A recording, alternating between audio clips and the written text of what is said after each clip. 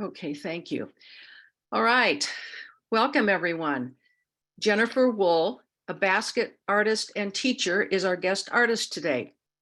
In her demo entitled Intertwined Fibers and Clay, Jennifer will explain the process of making cords and how they can be used in basket making.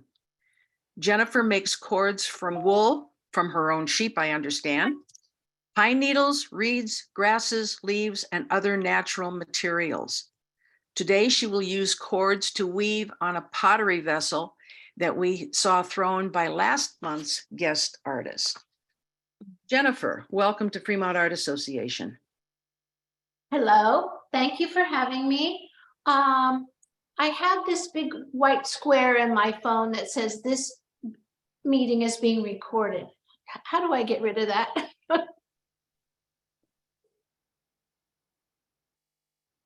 Hello, can you hear me? Okay, press where it says okay or got it. Yeah. Oh, Yes. okay, all right. Got it. All right, there we go. It's still on my phone though, darn it. So I can't see what you're seeing. Got it. There we go. Okay, thank you. I'm having just a little difficult time here with technology, but we'll get through it. Okay, now everyone can hear me fine? Yeah, we can hear Okay, you. okay, great. Well, thanks again for having me. This is one of my passions, basketry. I've been doing it for over 40 years. And I like combining the basketry with a lot of different materials. And I started 40 years ago, over 40 years ago with clay, and I was a potter. And then I took a little basket class. Then I started putting holes in my baskets and started weaving on top of my baskets.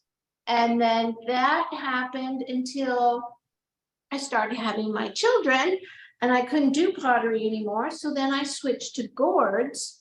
A lot of you are familiar with hard shell gourds. And then I would poke holes around those and then I'd continue weaving on.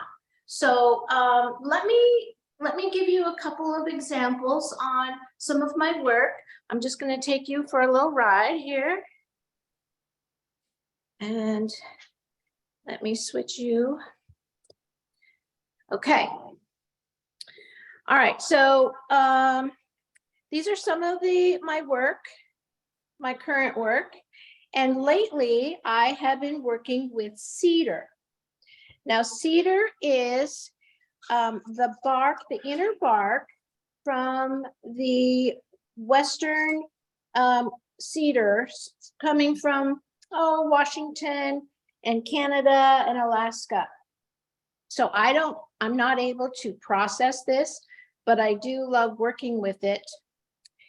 And as you can see, I can do lots of different things with the cedar. Here's a new one that I've done. This is done on a abalone shell. And this is where it all begins on the back. And then woven together with seagrass. That's what I'm twining with all the way around. So I'm actually teaching this class next year. And then this one is woven over a gourd. If you can see down in that hole, there is a gourd in there. And that one is done with cedar and other natural grasses and some round reed. Moving over here to some rocks. These are some of my wrapped rocks, also done with cedar and round reed.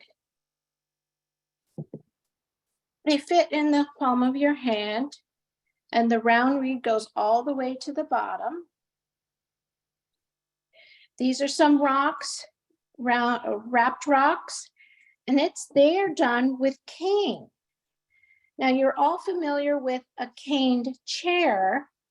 This is the outer bark of the round reed, and you can get it in different sizes. This is one of the smallest sizes. And I use that when I'm wrapping rocks. Okay, and moving over, I have some smaller little baskets. This one actually fits in the palm of your hand. And I did this one recently when I was visiting my daughter. This bottom part, I'll show you, is cordage that I made some grass, last year's grass, from her yard. Just kind of playing around.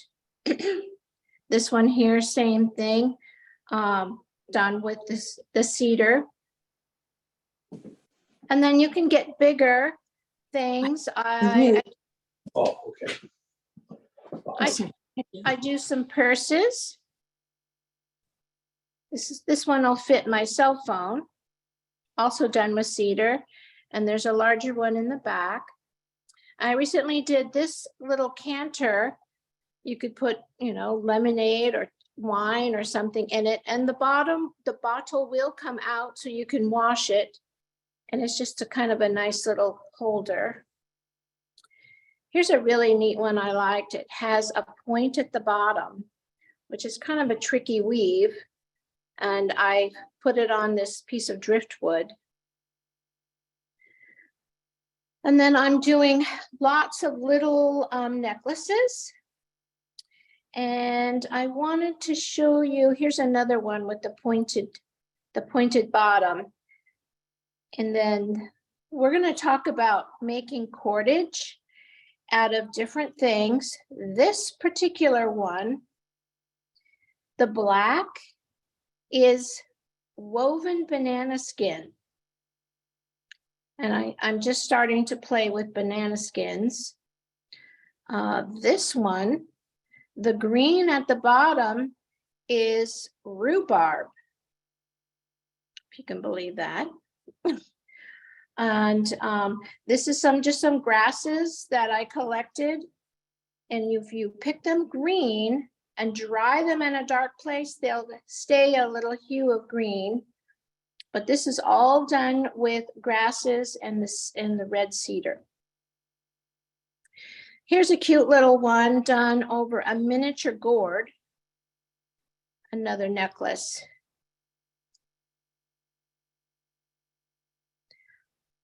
All right, and then I used to do, not too much anymore, but I do pine needles, which are, you can pick them up anywhere, wash them, dry them, and then they're ready to be done in coils.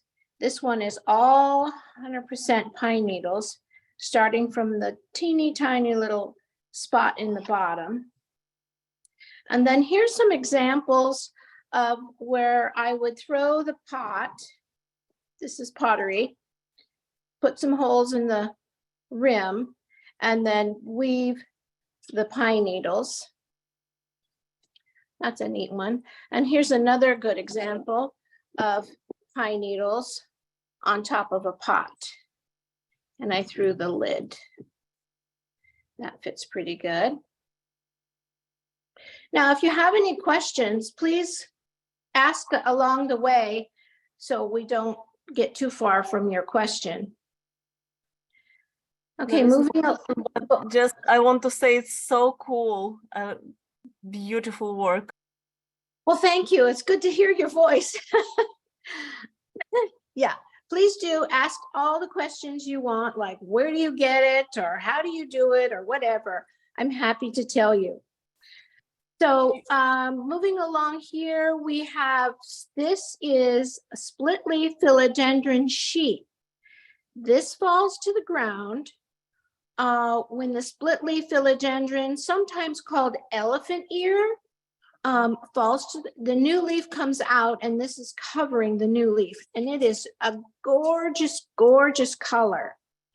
And if you soak this in warm water for 15 minutes, it's very pliable, and it's just like working with leather. I'm going to be showing you how I'm going to use some of this today, but I love this. And this is another example of where I've used it on the top rim. And this is done with the philodendron. And this is also another particular material I like to work with is palm, date palm. Now, if you have any palm trees in your yard or on your street, oftentimes these will fall to the ground and they have teeny tiny little dates on them. We don't have the kind of trees that you get dates that you can eat, but you can put these in warm water. They become pliable and you can weave with them, which I've done here on this pottery piece.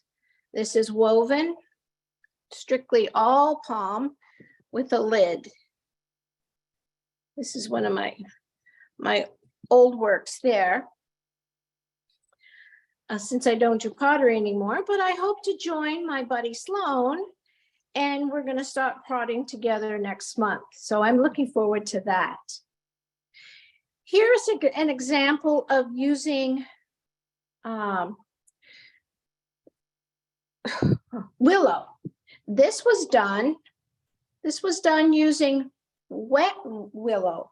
We took it right off the tree, we stripped the leaves, and then we wove it.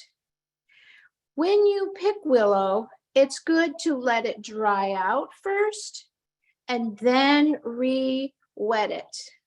But it still came out just fine. I really like that one.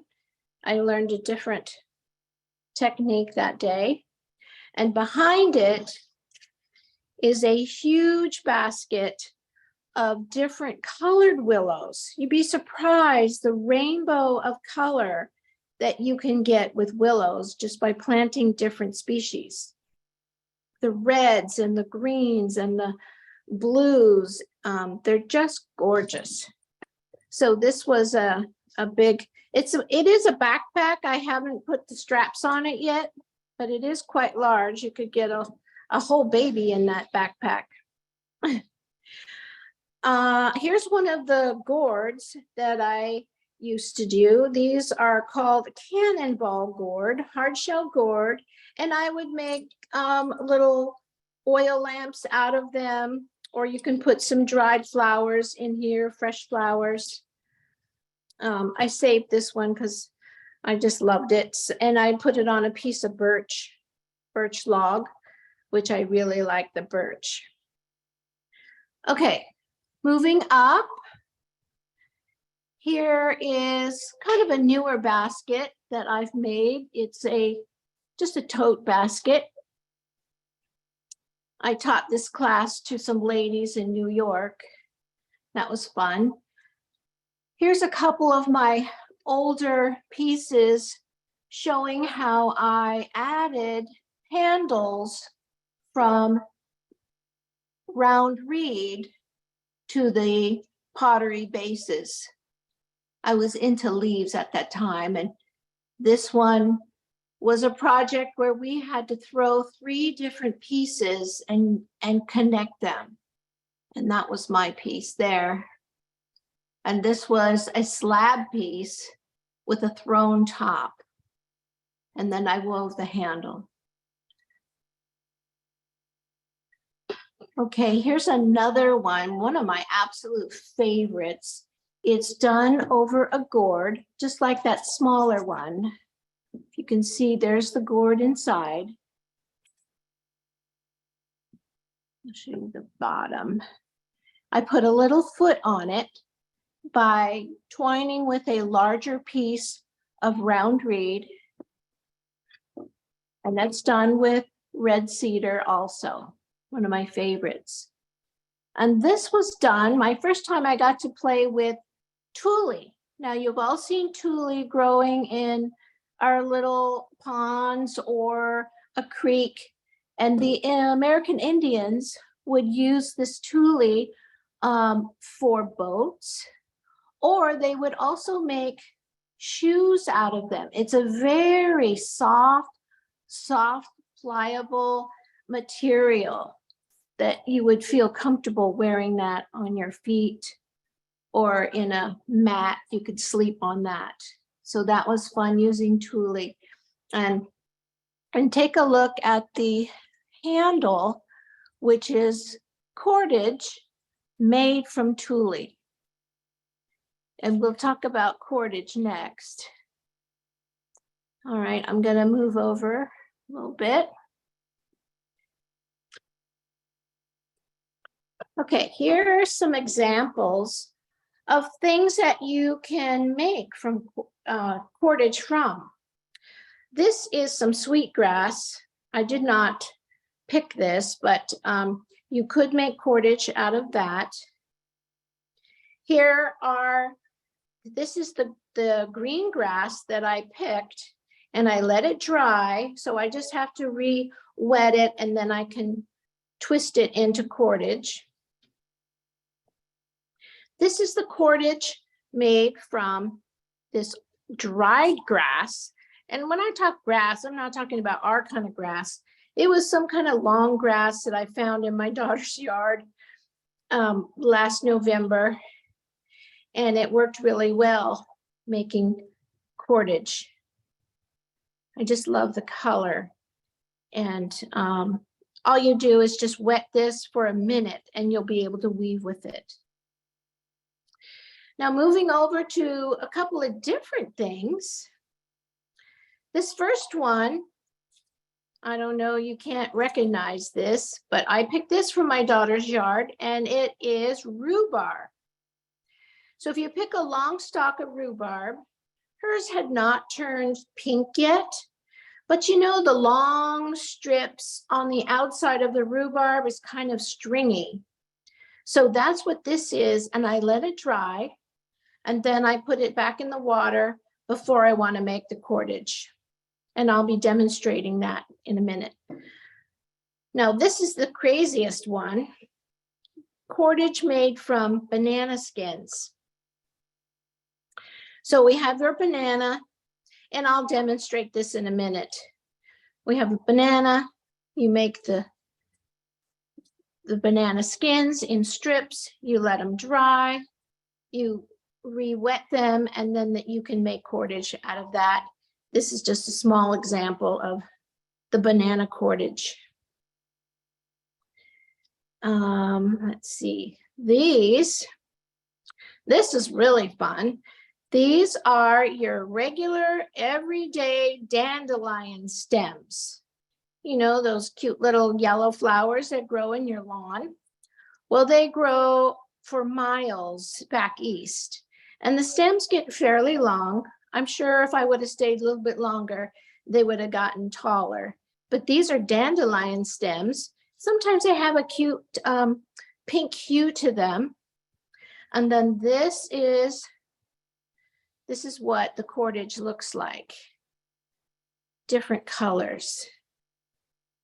And you can just use this by itself. You can twine with it. You can also twist it amongst itself again to make a thicker cord. That's how they make rope. And this one, a friend of mine has these, she called them irises growing in her yard. So she brought me some of these nice long irises, and I soaked them and made this beautiful cordage out of that, which I just love the colors. There's dark brown, there's tan in here. And it made nice long pieces before you have to join it. Like on the banana skins, you'll see all these little tags that eventually gets cut off, but that's where your pieces start and stop. Okay, any questions on the cordage before I move on? I was going to ask, do you ever weave with bamboo? I don't weave with bamboo because it's very, well, it's pretty thick unless you cut it down to size. And I don't do that, but that's kind of what cane is. Cane can be used like in strips. But it's not, it's from the outside of the round reed.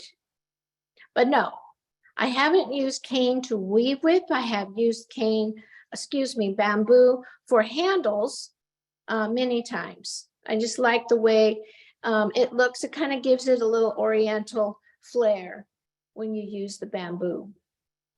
Have you tried torch lily leaves? Because they're really long also. I have not tried torch lily, but I have tried day lilies. Day lilies, a lot of people like the day lily to weave with. Uh-oh, look who's here. Pierre, my buddy. Okay, I'm gonna move over here to some other baskets that I have made. Here's a drum that's made with skin and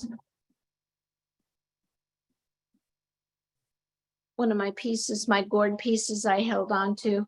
And here's some pretty recent baskets that the rim on that basket was really took a long time to do that rim.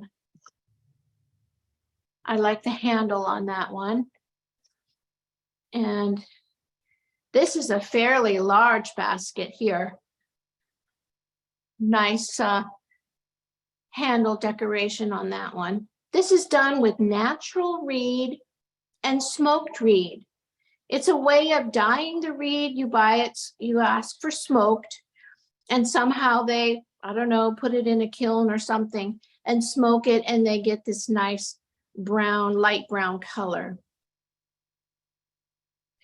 Here's another basket that I recently did, and it has a wooden bottom. There's the wooden bottom, and the bottom has a little groove in it, and that's where you can put in your spokes, your flat spokes to come up. So it's kind of makes going up your sides fairly easy instead of having to weave the bottom. Your bottom is already there. Okay, and here's one that I'm still working on, but I thought I'd show it to you because so you can see this is kind of a rib basket, egg basket. This is called a hen basket. And I recently taught this one up in Lake Tahoe. And this is called a Josephine knot. If you're familiar with that, it's kind of continuous. So that is my handle. And then I put in each spoke, part of the handle makes a spoke. And then you continuously weave back and forth till it's filled in.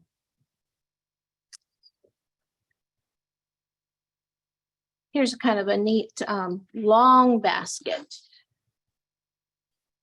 Sits on the table. You can get a lot of things in there. I like to put little mini gourds or pumpkins in there in the fall. Pretty handle decoration on that one too, using cane. Okay, how about any questions so far?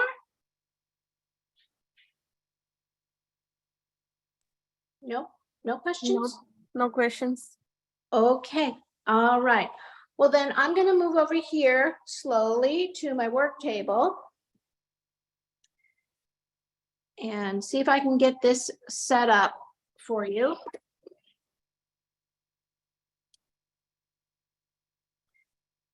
So you can see what I'm doing. Let me quickly turn this around.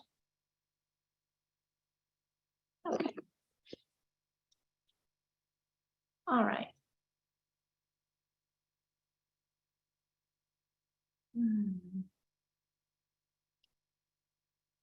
Okay. All right, everyone can see my work table? Just Yes. Yeah, a little bit lower. Mhm. Okay. Yeah.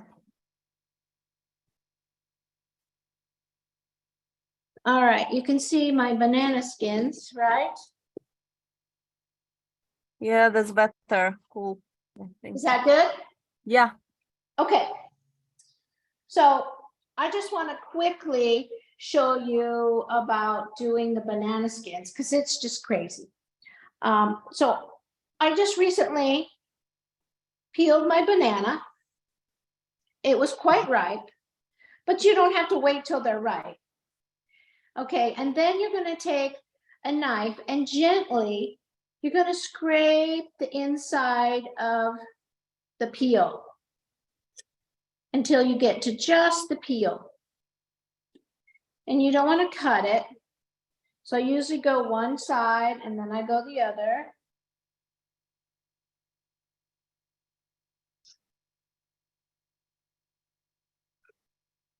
And then you'll leave this out to dry. And I would probably cut this another time. And I just run a sharp knife right down the middle. Sorry, my hand is in your way.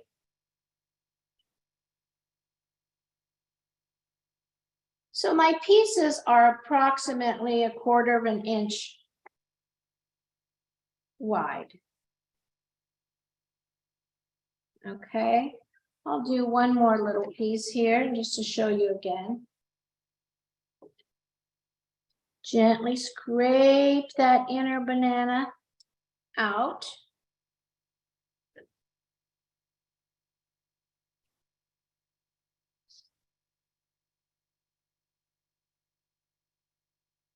Okay. So every morning you can look at your banana in a different way and give this a try. It's really fun. Okay, and I'm going to cut right down the middle of this one.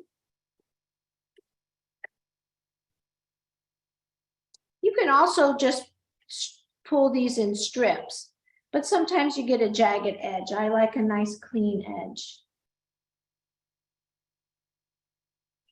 Okay, so then you'll have all of these strips and you'll just leave them on the counter on a paper towel and they'll be dry in a day. Okay, I'm going to set that aside. Here are some that have been re-wetted. I showed you the dried ones over there. And I'm going to take one, preferably the longest one. Okay, everyone can see.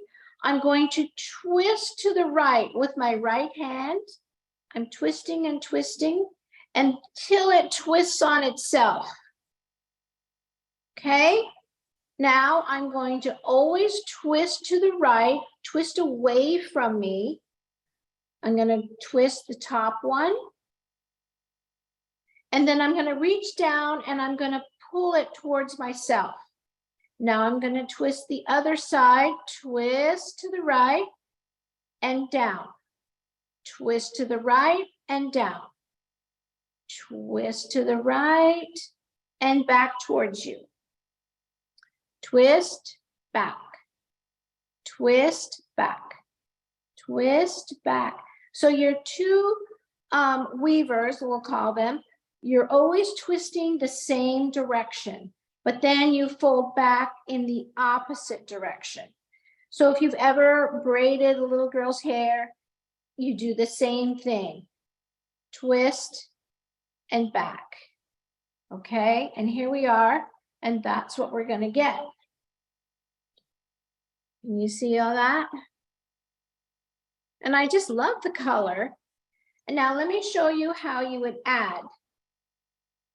Okay, so I'm going to put these two together and I'm going to twist them together and same thing. Now I'm going to put one on this side. And you're going to twist. Get there. Twist and back. Oh, that one didn't want to twist.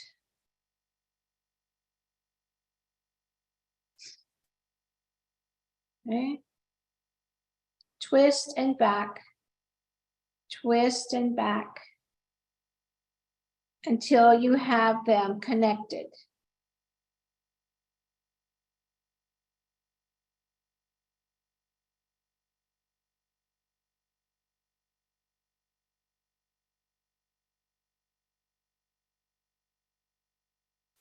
And you can see your cordage just keeps getting longer and longer.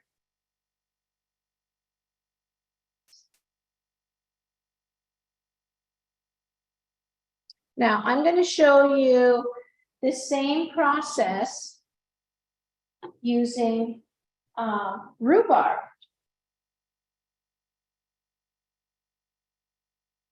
Here's a piece of the banana skins that I made into cordage. And this is what I'm going to weave with today. It's a little damp.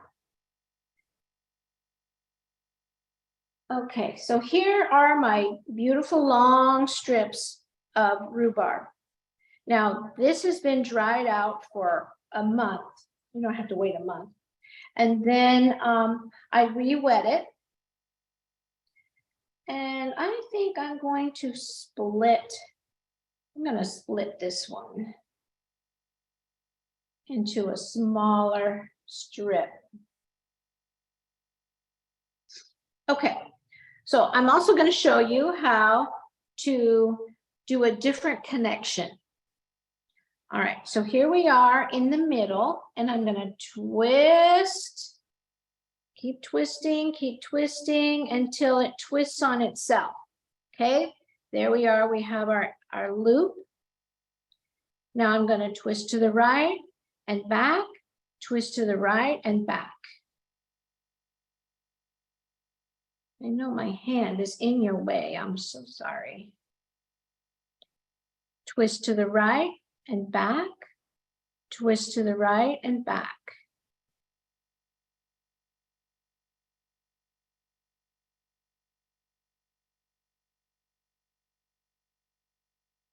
It's fun. It's kind of meditative. The rhubarb is so smooth. It's almost like working with just a silk ribbon. I'm going to keep twisting so I show you how to add a second one. You see how we're getting a nice twist?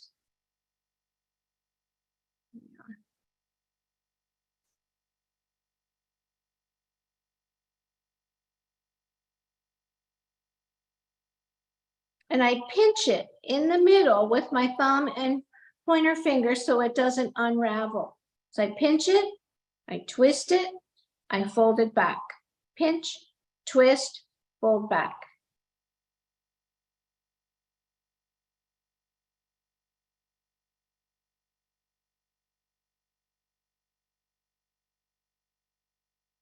Okay, here I am getting towards the end.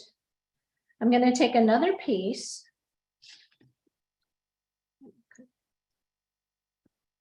And I'm going to lay this pretty even right there.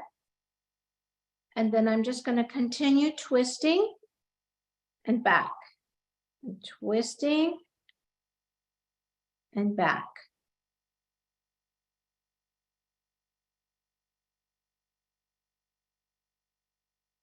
Until those ends are really tightly incorporated into my cordage. And you're always going to get some little tails sticking out, but that's okay. You just cut them off later. And then you just continue.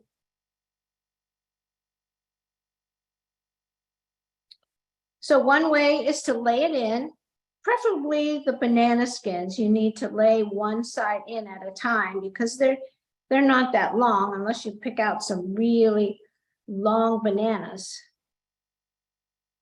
So you can see in a short time, we've got a pretty nice piece of cordage. I'll just finish this up here. So try different grasses. You know, everyone's got some ornamental grasses growing. You can try those.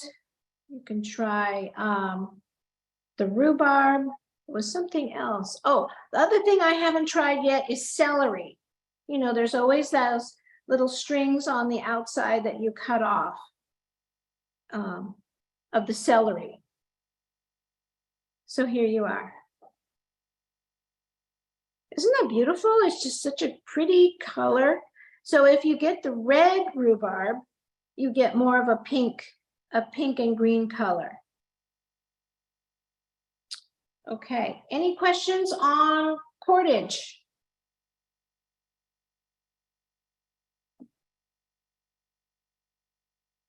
No questions on making cordage, okay.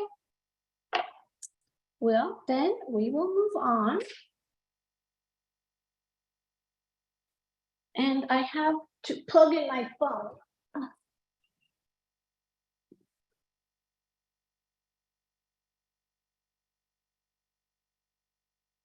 All right, so as we talked about last month, several of you watched Sloan Perutz throw some pottery pots, and this is one that she threw. And I asked her to put some holes around the top, and I asked her to cut out a section for me to weave in. Now I will pre-wove this, and all I did was make like a loom and put in some warp and weft, and I just went back and forth between the holes. And this is done with wax linen. Now wax linen comes in all kinds of colors. It's really, it's a wonderful material to work with. So this is the darker turquoise, and then I added some lighter turquoise when I finished up a row. And then I'd come down, and then I'd turn around and turn around and turn around back and forth. Then I'd fill in another area. It just kind of happens. I didn't really have a plan. It just kind of happens. And so far, I'm really happy with it. So I'm going to use the philodendron sheath. Second here. And finish the top of that. I need to get it just a second, please.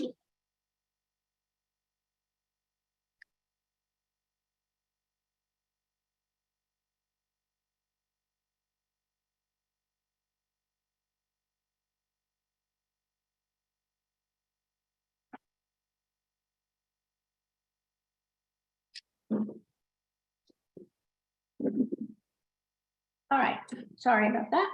Here are these beautiful philodendron sheets that I've been soaking for the last maybe 3 hours. And they're very pliable. They almost feel like leather. So I'm gonna attach it here, leaving this flared edge. And it's gonna go all the way around. Kind of like that. And then I'll do some kind of a decoration here. Can you all see that? Okay. All right. And then I have this extra one because I don't think this one is long enough. So I'm going to have to add when we get to the end.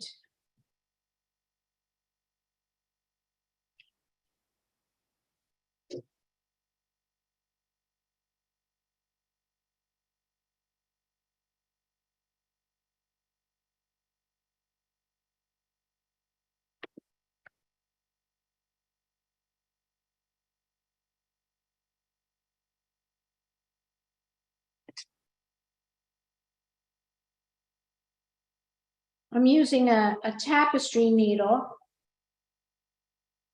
Kind of has a dull point to help me get through the holes easier. And what I'm going to do is, I'm going to start about there. So I'm going to use this hole.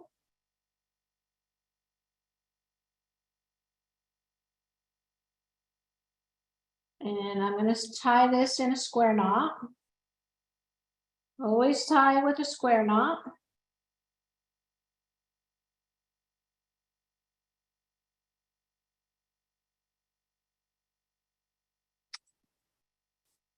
And then I like to leave a tail to tie off when I come around to finish.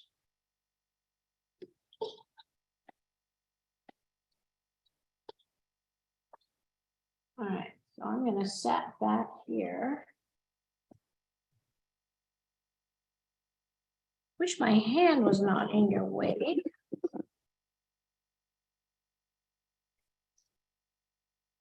And I'm going to go around, come out through that hole again.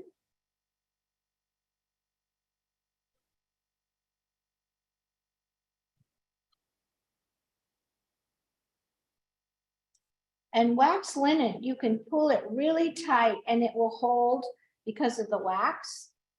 And then I'm just going to gauge, my holes are about an inch apart.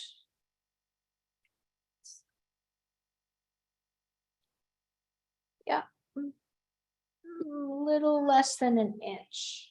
Okay, so then I want to keep these approximately the same.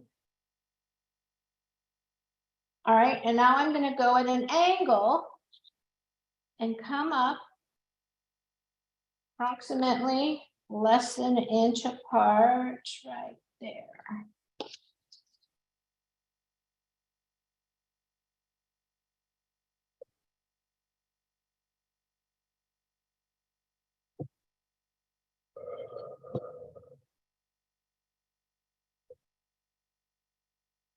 Now the stitch I'm using, I'm going around and coming through the same hole twice.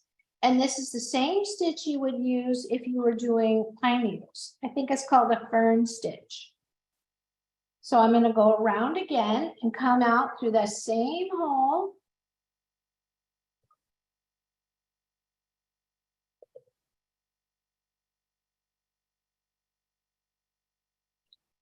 And then go to the right.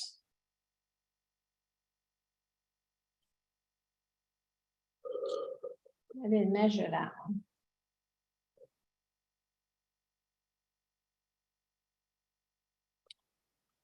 Okay, that's coming pretty nice. I like it.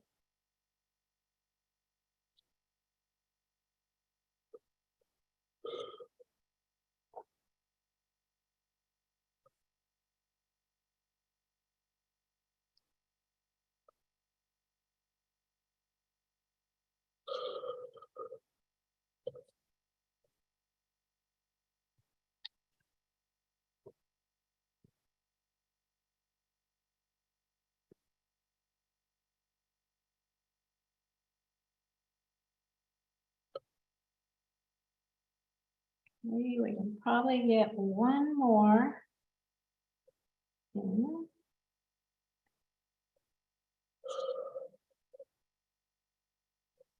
Oh, see, I made a mistake. I didn't go through that one twice.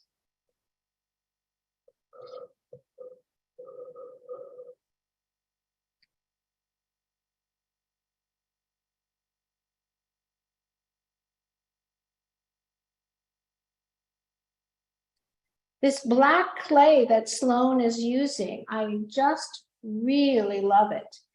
You don't have to worry about glazes. This is the second firing of clay. And on the second firing, you get this jet black matte of the clay with no glaze. And so I am just so excited to try some black pots. I just like the effect you get. If you had a glaze on this pot, I think it would compete with, you know, what's happening with your weaving if you had a glaze on here. So I really love the flat black. I think it really sets off the weaving colors, materials so nicely. All right, let's see.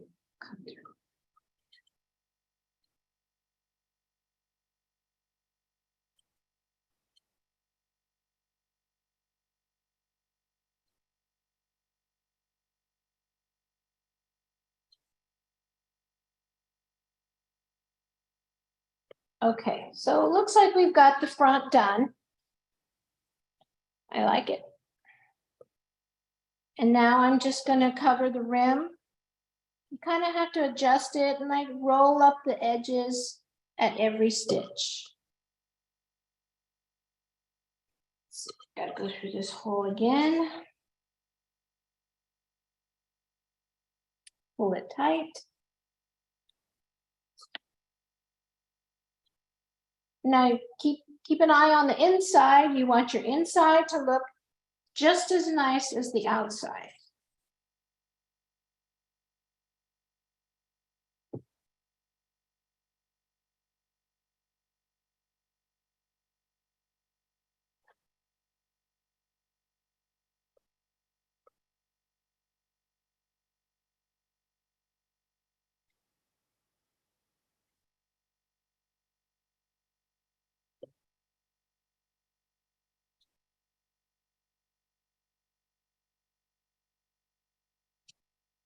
Now, if you wanted your rim a little thicker, you could put some other material underneath, like jute. You could wrap some jute there and then go over it with your philodendron sheath. I've done that before on a gourd where I just wanted it a little fatter. But I think if it was higher over here, that would look strange. So I think I'll just leave it like this. I like it. And most of my work, I have a plan, but like you artists, you all know, sometimes your plan takes a turn and you get really happy results most of the time. And sometimes your second plan doesn't always work out. But you've always learned a lesson. Even though I'm not a painter, my mother was a painter. And I would go out painting with her plein air. And I just really did not get into it. It always looked like a third grader had done it. And my mind was back in the studio. Oh no, I missed a hole, darn it. You see, I missed a hole here.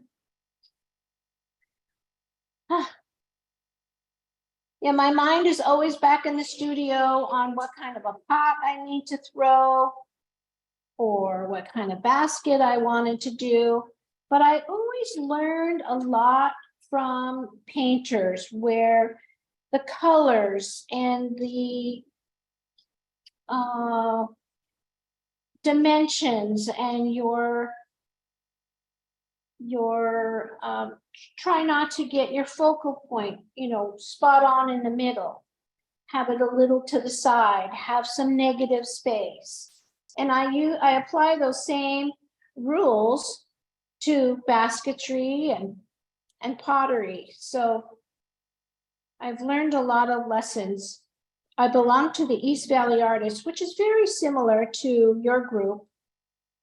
And I've been with them, oh my gosh, for over 40 years. I joined with my mom when I was 20, and now I'm 61.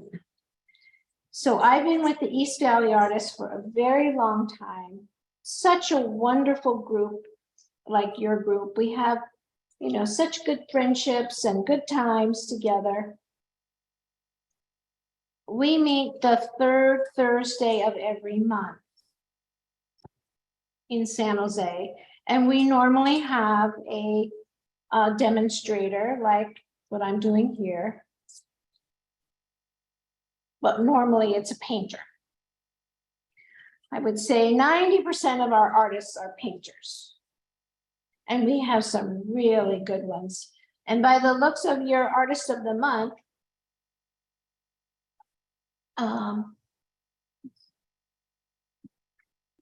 I'm sorry, but my computer says my battery is running low. How is that possible? I have it plugged in.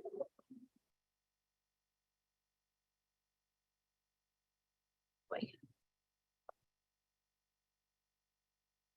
Are we all doing okay here? Tatiana? Yes. Are we doing all right? Okay. Yes, we're all muted, but boy, this is great. I'm really enjoying it. Oh, good. It's so nice to hear your voices because it's strange, strange just talking to myself, which I do a lot. They've got us all muted. Yeah, I understand. But I just had a little thing across my computer that said my battery was running low.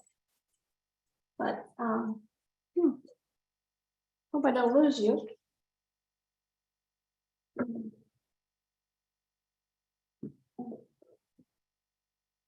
All right.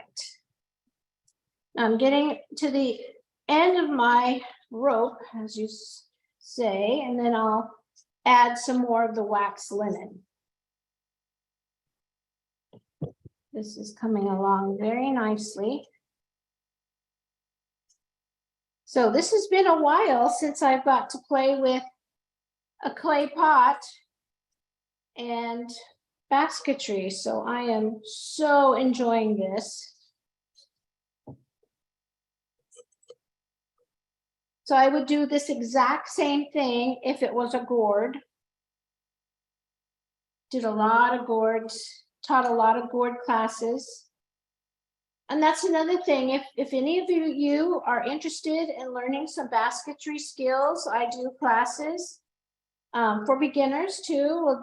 We always start out with an egg basket, which is pretty fun. And you can take it as a beginner and you learn how to do a God's eye and you learn how to put in your spokes. So if you want, you can always send me your email and I can put you on my list. I will have a couple of classes this summer. I live up Mount Hamilton Road, about 2 miles in East San Jose. I've been here practically my whole life. My parents, we moved here when I was 6. I have a sister and 2 brothers. And then I left when I got married. And then after my parents passed away in 2018, my husband and I were fortunate to buy the house from the estate, and I moved back home. So it's fun being back home. It's such a wonderful place. I have an awesome view of the whole valley. Let's see. Okay, this is where I'm going to attach my other end. And I want to hide my knot. So I need to figure out right here. I'm going to tie this in a square knot.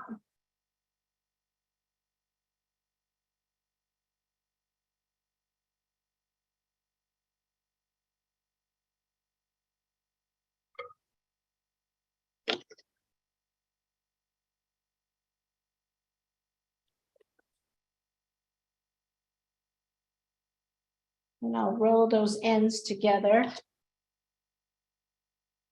And we're back in business.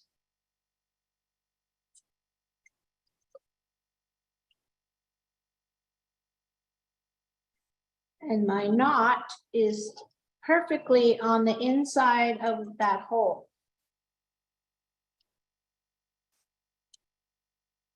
Try and have that work out. All right. So I'm getting toward the end of my leaf. And I'm going to have to add another one. And I want it to be approximately the same width. So what I'm going to do is I'm going to cut off this head.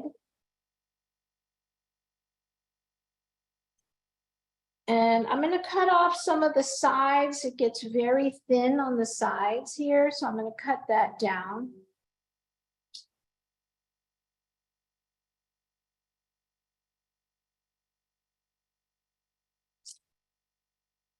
And do the other side.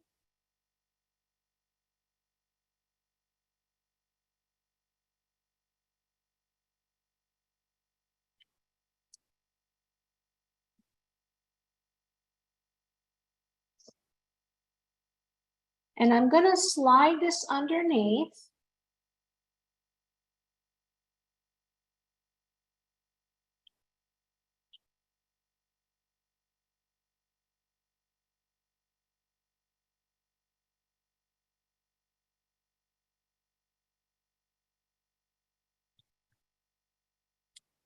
And continue on.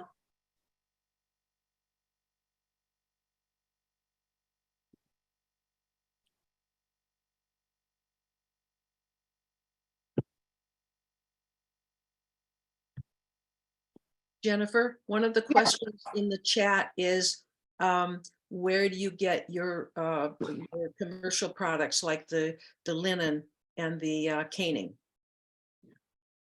Just Google basketry supplies and you will get a long list of suppliers. Unfortunately, we don't have hardly any in California. We do have the caning shop in Berkeley and they carry some of the wax linen. There's a place that I get my wax linen because if you buy over $100, you can get a discount. So I usually make one big purchase, but like a roll, this roll here, these are normally $21.95 and they come in probably 35 colors. If you order them through royalwood.com, you can get them for $15 each. If you order $100 worth. So sometimes me and my friends will get together and make an order. But just basketry supplies, and you can get your wax linen, you can get your round reed, you can get your seagrass. Oh, I forgot to talk about round reed. Well, I'll talk about that. That's why I kind of enjoy collecting my own material. I don't want to buy too much material, especially if it's made or processed, you know, out of state or out of the country. So I'm getting more and more into natural materials found in the US.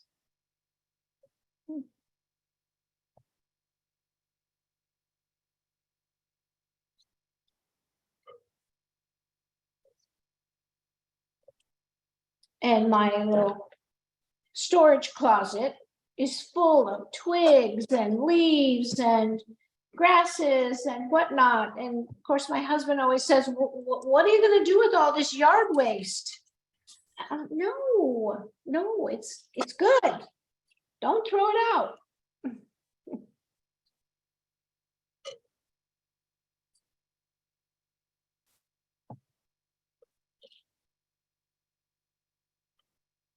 So you can see how easy and quickly this goes just by wrapping the top of your pot.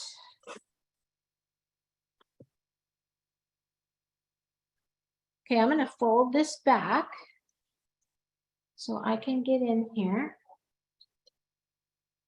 तुम क्या कर क्या रहे हो तुम क्या कर रहे हो क्या बना देंगे वो अरे खा लेंगे ये लोग अपना कुछ लेके वहां ऐसा क्या इतना बेबी सिटिंग नहीं करने की जरूरत है Okay, so I'm getting close to the end. I've got extra holes here.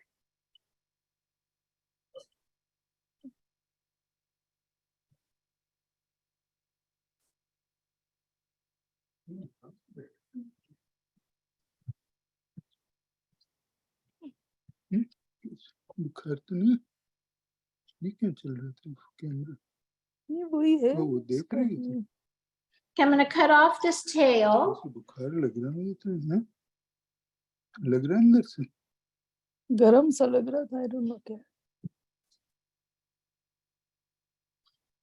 And tuck that in underneath that leaf.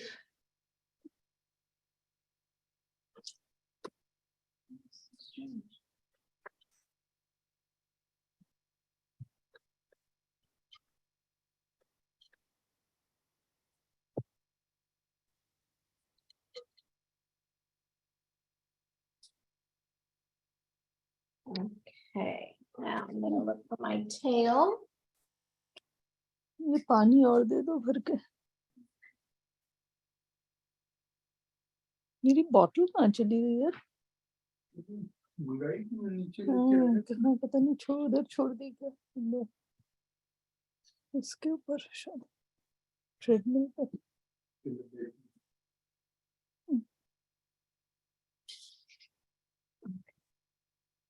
Okay, I'm gonna leave this tail. I might want to use it for some bead work. पानी आने दिया था उसके पहले और बाद में। हाँ पी रही थी बराबर, वो तो सिप कर रही थी. Tatiana, Yes, I keep overhearing a lot of people talking. I can't hear. I didn't get. You didn't hear some people talking? Give me a second. A man was talking. All right. There. Okay, guys, I will mute you all because I don't know who is talking. If you want to ask a question, just unmute yourself, okay? Thank Okay. you.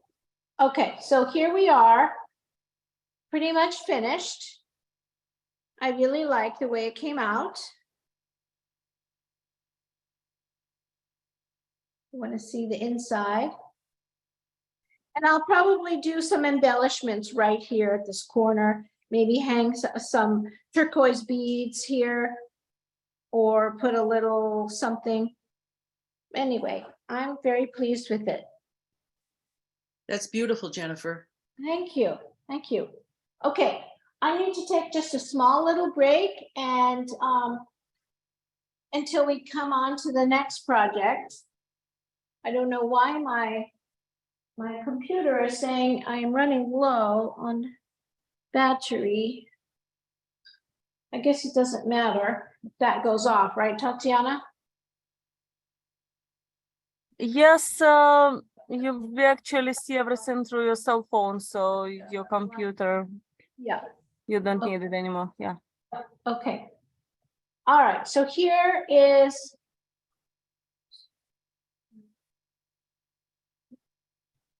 here's our second project.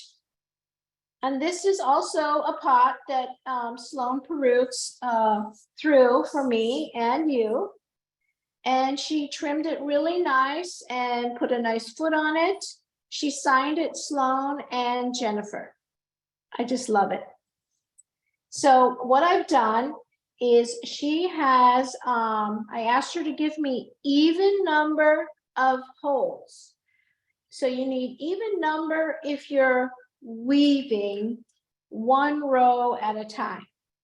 It doesn't matter. I'm going to talk to you about twining, but for weaving, I need even row, even holes. And another reason I need even holes is I have my spokes. These are called spokes, like spokes on a wheel. And I have, this is one long piece that goes in this hole and out this hole. So that gives me 2 spokes.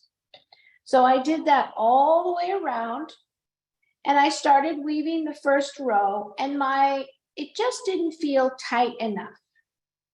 My holes were too far apart. So this is how, you know, your project changes. So then I took another one piece and made it into a U shape. And I put that up through my previous first row. And I left these loops hanging down and I kind of like them. I like those loops hanging down. So that's my little happy accident for the day. So now my spokes are nice and tight together, which will make a nice rim. And I have done some round reed. Let's talk about round reed. So round reed comes in, I'm gonna take you for a ride, comes in lots of different colors. Well, after it's dyed. This is the natural color here.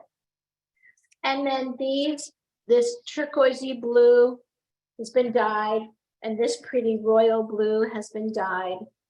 And this one I dyed with some onion skins, kind of to get a nice rust color. This is the smoked reed I talked about. This is another nice weaving material. It's made from coconut husks. So it's very hairy, it's very rough on your hands, it makes a mess, but I do love using it, especially in an area I'm gonna fill in fast. So this is made from coconut husks. And then the other one thing that I do like to use is seagrass. This is seagrass, and it comes in several different colors, not colors, sizes. This is one of the smaller sizes. I think there's one more after this. And so I like this, smells really good. This is the seagrass. This is the seagrass before it's been twined into rope. And you can buy this, which I love using this seagrass where it's just one strip at a time. Okay, bring it back here.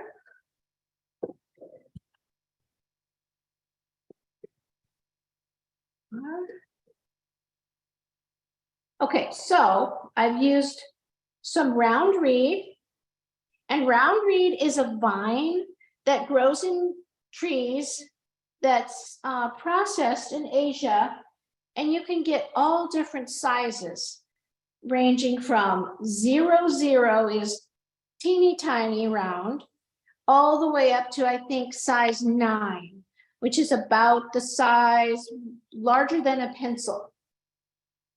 So I've used, this is number 1 round reed. My spokes are number 3 round reed. And then this strip of turquoise is, I think it's number 3, could be number 4, not sure. And then of course I'm using my favorite, the cedar, which I love. So what I've done is, oh, and here's the banana peel. I've got my banana cordage in here that kind of matches the pot.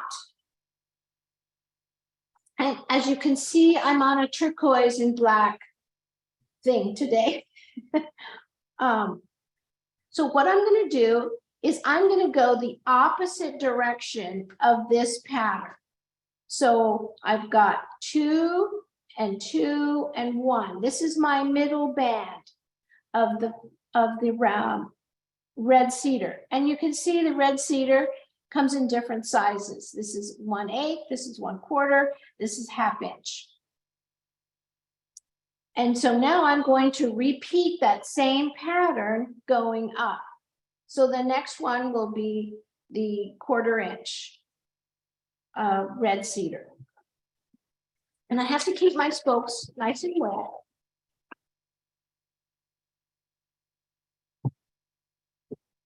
Okay. And I just have to go get my material. So next we want the cedar.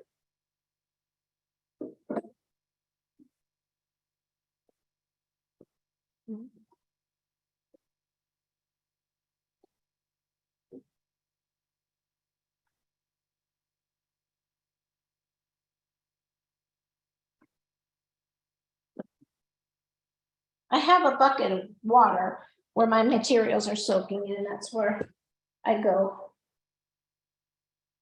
All right. And this is basically, it's called start and stop each row. So we're going to go the opposite of what we did the last row. This one went over the spoke. This time we're going to go behind that spoke. And just basically weaving around your spokes, every other one.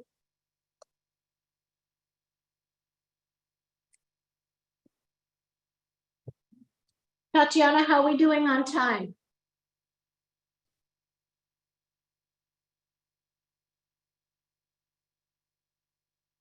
Is everyone there? We still have about like 20 minutes. 15? 20. 20 minutes, that's Yeah, yeah. perfect. And Okay, and we have some questions in chat. okay, go ahead.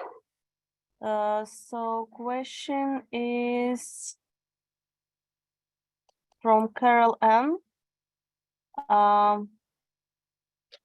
About Carol Ann asked that she took a good class many years ago and used the same type of leaf, but found it got very crumble and fragile once it dries. Is there a way to avoid that? Can you repeat the last part? What crumbled? Something crumbled. That leaf, I guess that you used for previous ways, for previous yeah. spot. Yes, Yeah. it crumbled. Well, if it gets knocked around, for sure, when it's dry and older, it will break. But if you just have it, you know, sitting on a shelf, then it should be okay. I don't do anything special to mine. Okay, that's actually the other question from Lena. How long all those organic matter you use last? If you treat it with something that would make them last longer? I don't know of anything that you treat them with to make them last longer. I mean, I have some, they're 30 years old and they're still fine. I take them out inside every couple of years, and I'll just spray the whole pot or the whole basket with water to get the dust off of them, because they were soaked when you made it.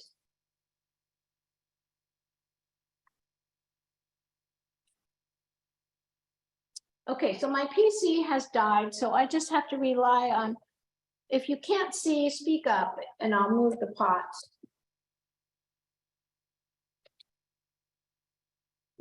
Okay, I'm rounding my second row.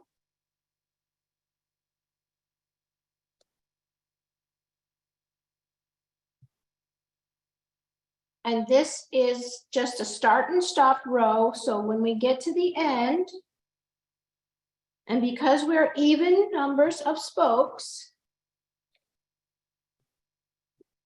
we will go right on top of where we started here.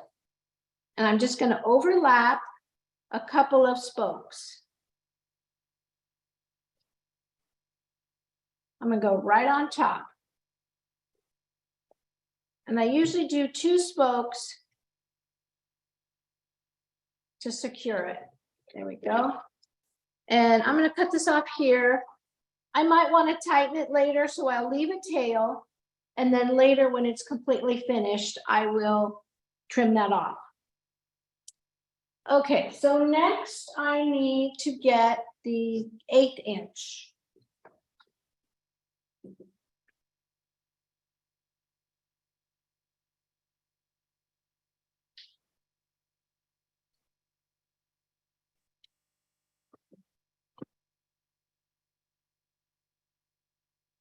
I could almost end it like that. Kind of like it.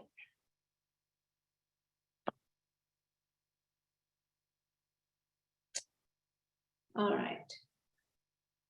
And I always start in a different spot. I never start where I ended. I'll move over a couple of spokes, so it doesn't get the same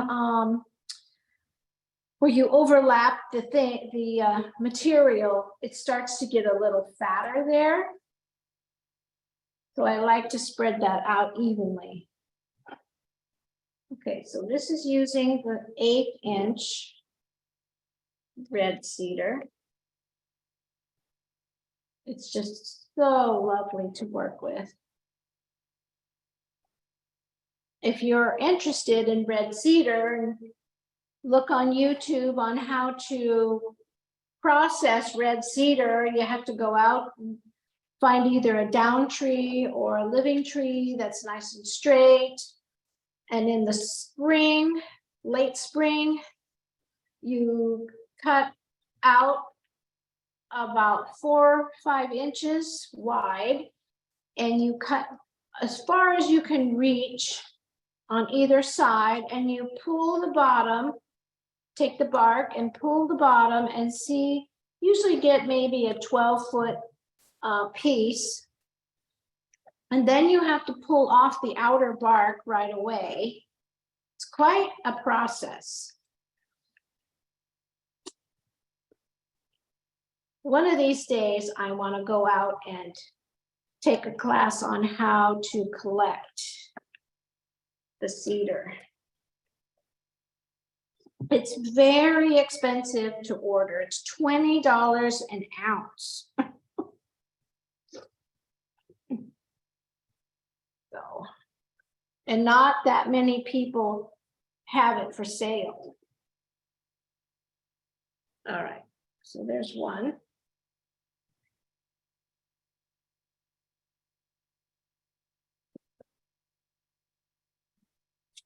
Grab a sip of water.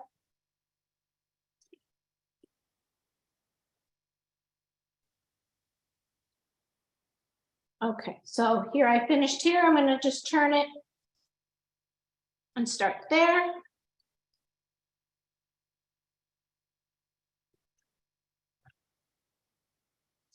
Very simple. Simple straight weave.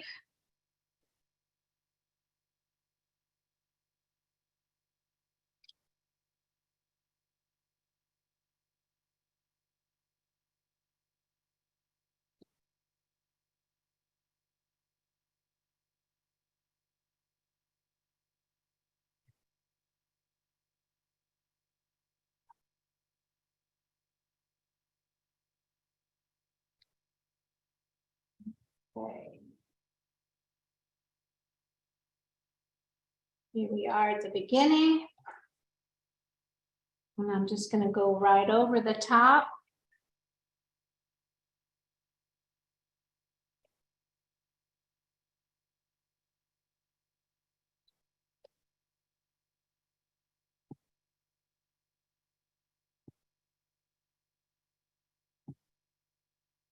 All right. Okay, now I want to show you how to do this weave. It looks kind of like an arrow. If you can see, that's an arrow, an arrow, an arrow. It's kind of a fun little weave. These are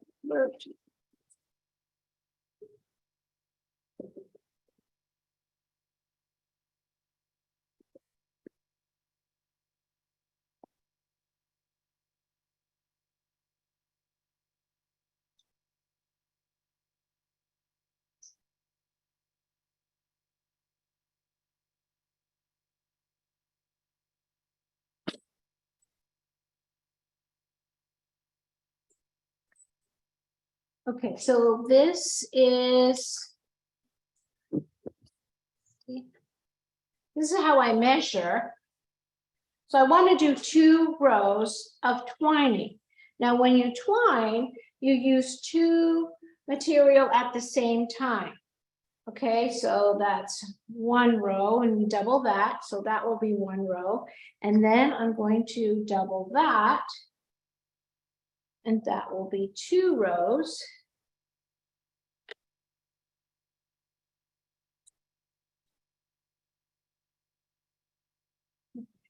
All right.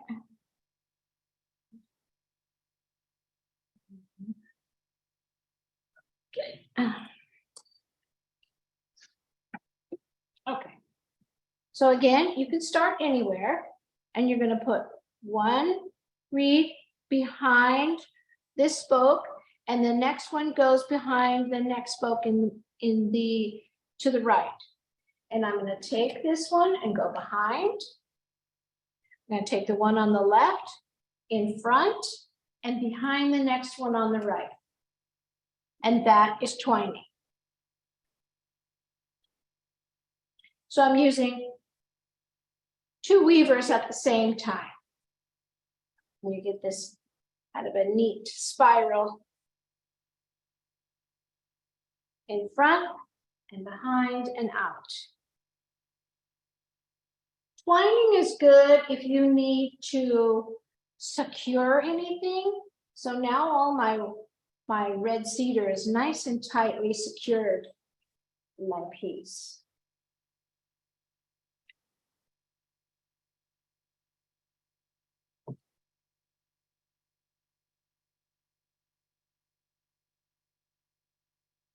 And then when I get to the beginning, I'm gonna slightly change the direction.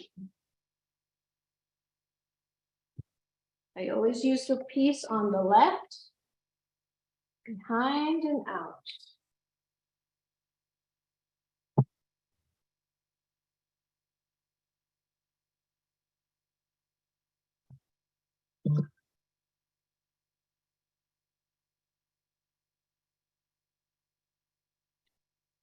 All right, here we are at the beginning. So this first one is leaning up against that spoke, and this last spoke is leaning against that spoke. So now I'm going to change direction to make the arrow. I'm going to take the one on the right, cross over the one on the left, and then go behind. Take the one on the right, cross over, then behind. Cross over and behind. And there is our first little arrow.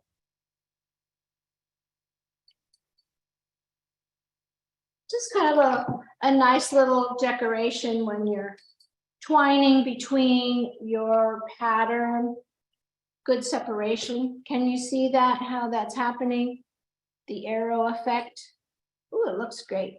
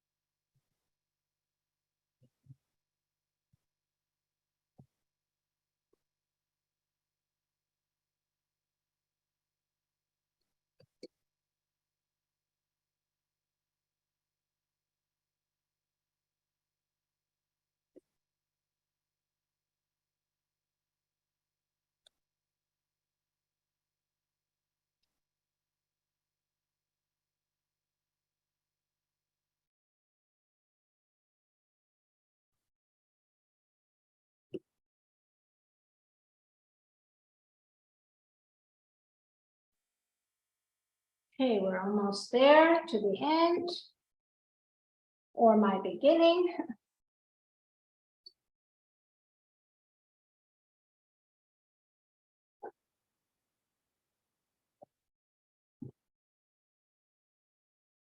Okay. Let's see.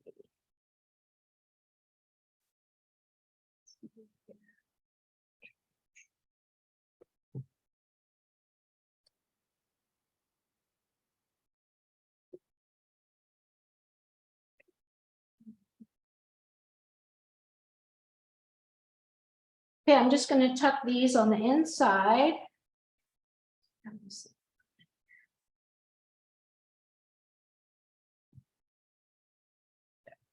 Okay. There's that row. Okay, so then the next row I want to do is the turquoise. And that is kind of a different, it's like twining, but we used 3 instead of 2.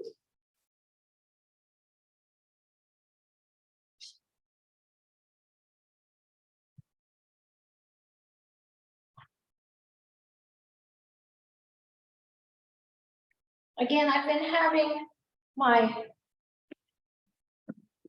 round reed soaking.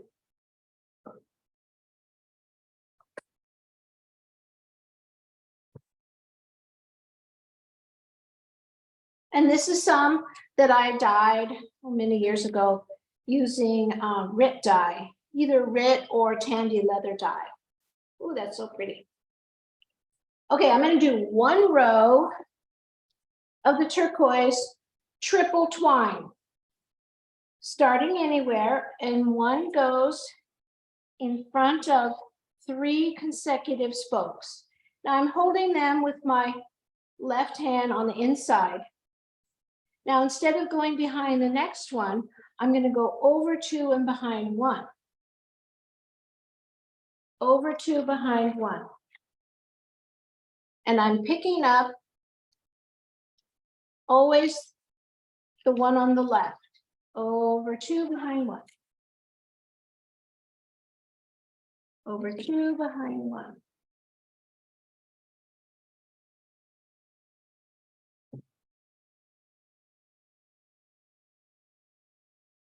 This goes fairly quickly. Wanted to get a little bit more turquoise in there.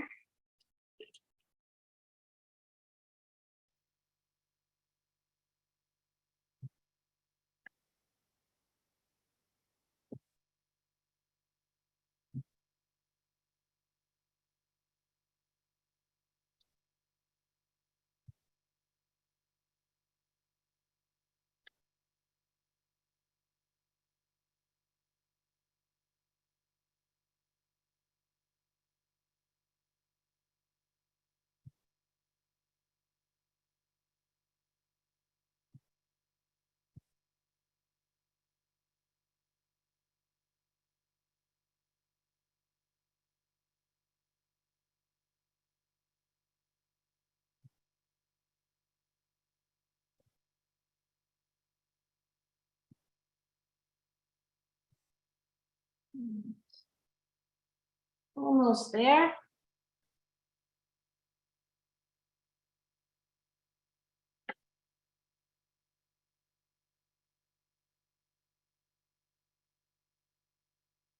When I get to the end, let's see, one more. Okay, when I'm here at the almost to the end, this is the spoke I began on. Then to make it look like a continuous row, I'm going to take that one and do one more over 2, and I'm going to put it on the inside.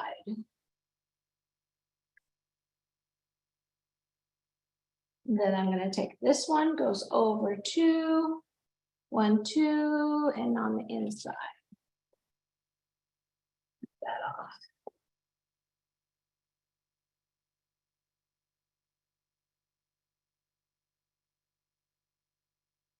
And then the last one over 2 on the inside. There we go. And then that just looks like a continuous row. Go. And you need to look at it and see if one side needs to be pushed down or not. Okay. The next row I really want to show you is the banana. Here's our banana. And we will use it and twine with it.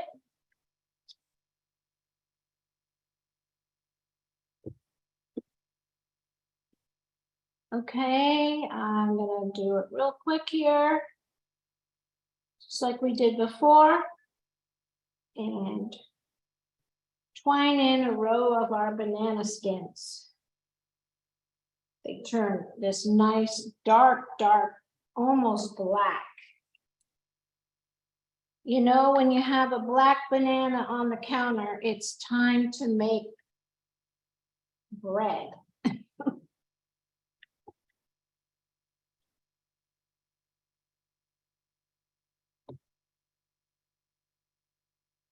All those little tails, I'll cut those off later after it dries.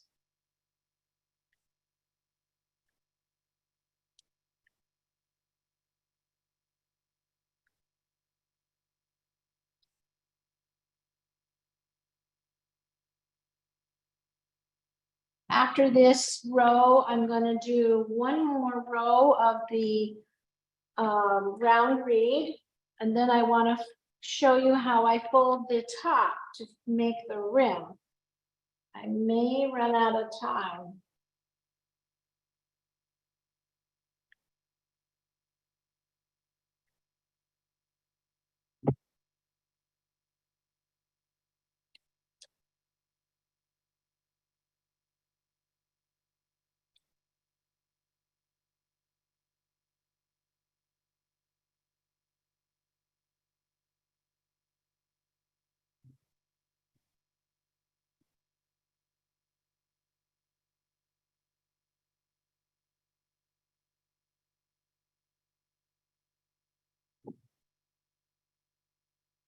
Okay, getting there. Oh, I just love the way that looks.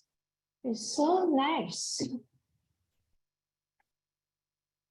I hope you all try making some cordage out of banana skins.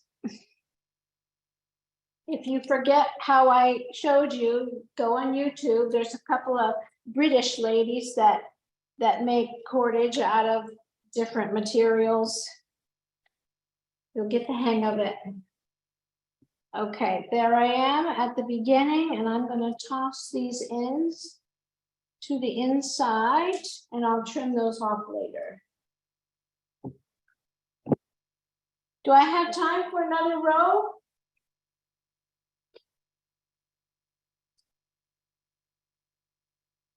Is that okay, Tatiana? We almost, yes, let's do one more. Yeah. Okay, I'll do one more row.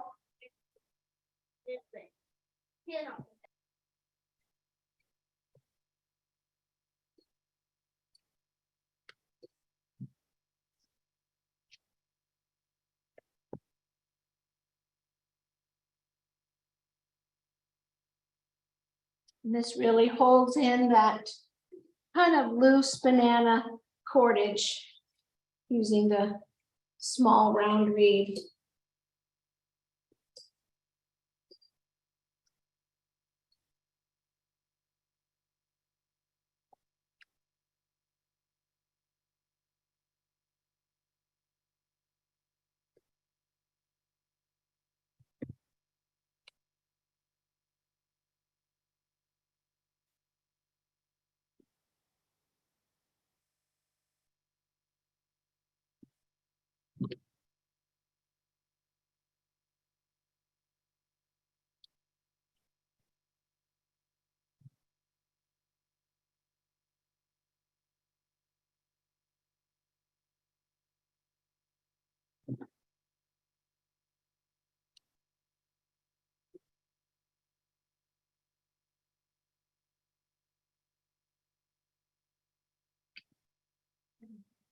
Yeah.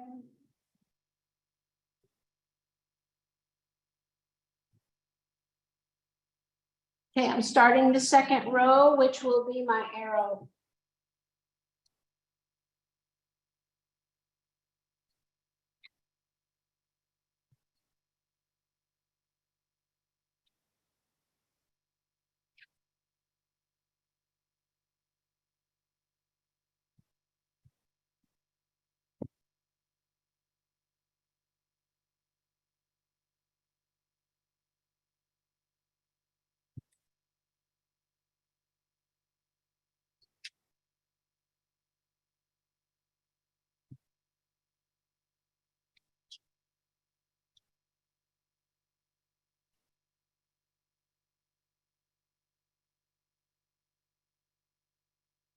Good.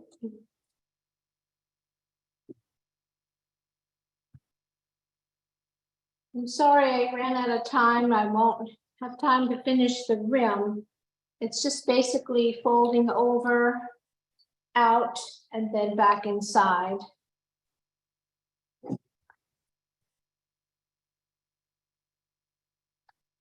I don't want to hold you up.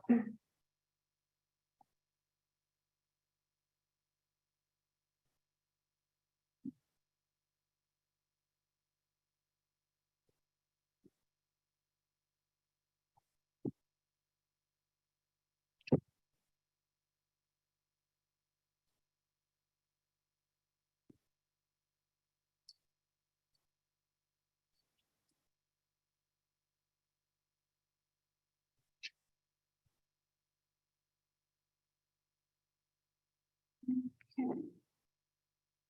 I'm at my beginning.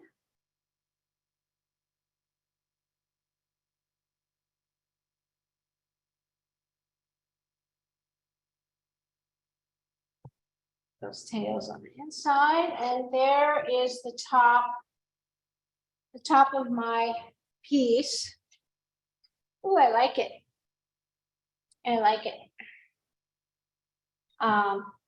So I would soak these pretty good in some water, and then I go behind 2 and out. And then I do that round, and then I go over 1 and back in, and it makes a nice rim on top. Okay, That's beautiful. thank you. All right, I guess that if there's any more questions, if anyone has any more questions, or you can always email me your questions. I'll be happy to answer you. Oh, yes, thank you, Lena. Thank you for writing such a beautiful article about me. Okay. Jennifer, that was an excellent demo. Thank you. You're It welcome. was very relaxing watching you do that. It's mesmerizing, isn't it? Yes, Yeah. you do beautiful work. Thank you. Okay, great. Great, thank you. Thanks for all of you hanging in with me. It's a pleasure to do this for your group. It was fabulous. I enjoyed it so much. Okay, well, call me if you want to make a basket. I'll teach you how. Thank you. Tatiana, you're going to shut